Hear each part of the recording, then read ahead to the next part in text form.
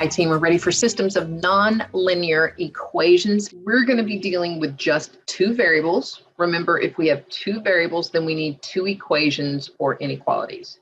A system of nonlinear equations is a system where you have at least two equations with at least two variables, but at least one of those equations is not linear. So even though it says a system of nonlinear, one of them can be linear, but they can't both be linear. And we're going to use the methods that we've used before, elimination, also called the addition method, and substitution methods. So let's take a look at example 1. When we're solving linear equations, it's nice to generally label our equations so we know which one we're working with at which time. Since in A, we have squared variables and single variables to the first exponent, linear variables, then it's probably best if we use substitution. It's up to us whether or not we want to solve for x or y, but I would probably solve for the y value in equation B because it has an exponent of 1 and only a -1 coefficient. So let's get that y by itself. We're going to subtract 3x from both sides, so that would give us a -3x plus 10. Divide everybody by that -1, and we get y equals a +3x minus 10. So now we have a value for y with x. We were going to substitute into equation A. So remember, equation A is x squared plus y squared equals 100. So we're going to take that binomial that represents y, and we're going to plug it in here for y. So we get x squared plus 3x minus 10 squared equals 100. Go ahead and FOIL and combine like terms. And since we ended up with a quadratic, let's set it equal to 0 and see if we can factor. And this gives us two possible solutions for x.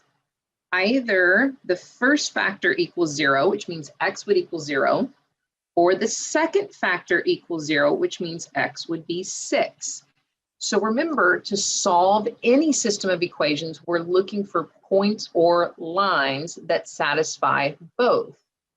So if x equals 0 and x equals 6, let's find what their corresponding y's will be. So let's first focus on the fact that x equals 0. We are going to use equation B, which is 3x minus y equals 10. So if we substitute in that x equals 0, we would get 3 times 0 minus y equals 10, which would give us a y of -10. So we get the point 0, -10. Now let's plug in our second x value of x equals 6 into our equation B of 3x minus y equals 10. We could have plugged it into A. It's just B would be easier since it's already linear. So we get 3 times 6 minus y equals 10.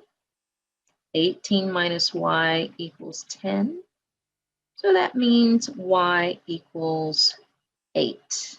So we get the point 6, 8. So those are our two solutions, 0, -10, and 6, 8. Now let's take a look at problem B. Again, we have equation A and equation B. The nice thing is both equations have x squareds and y squared, so we can use the elimination method. We can keep A as is and multiply equation B by a -1. So when we add the two equations, we're left with a 3x squared equals 3. Divide by 3, we get x squared equals 1. So we get two possible values for x. We take the square root, we get x equals either a -1 or x equals 1. So let's look at both possible solutions.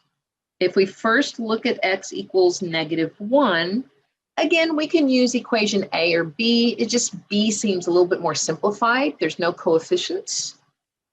So I would prefer to use B, x squared plus y squared equals 10.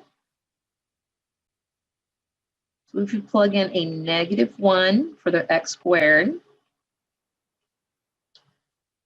1 plus y squared equals 10. So y squared equals 9, which again, when we take the square root, we have to consider both the positive and negative square root of 9, which would be plus or minus 3. So this gives us two possible points. We have -1, positive 3, and -1, negative 3. Now we have to do the same thing with the second value of x, which is a positive 1. And you may have already guessed, since we're squaring that x value, whether it was a 1 or a -1, we're going to get the exact same y values. So we know y squared is going to be a 9, so y is going to be a plus or minus 3. So that gives us a +1, positive 3, and a +1, negative 3. So in this case, we ended up with 4 points where these two graphs intersect. Now, depending on the type of equations we have, which gives us particular types of graphs, will dictate how many solutions we might have. For example, in that first block, we have a parabola and a line. We may have no solutions because they don't share any points. One solution, they may just intersect at one point, or two solutions. The same can happen if it was a circle and a line. But as we scroll down, what if we had two circles? They might not intersect at all. They may intersect at only one. They could intersect at 2, 3, or possibly 4, unless they were the exact same circle and they were right on top of each other and they intersect in all possible points. So if you have any questions, please don't hesitate to ask me or come by and see me. Thanks. Bye.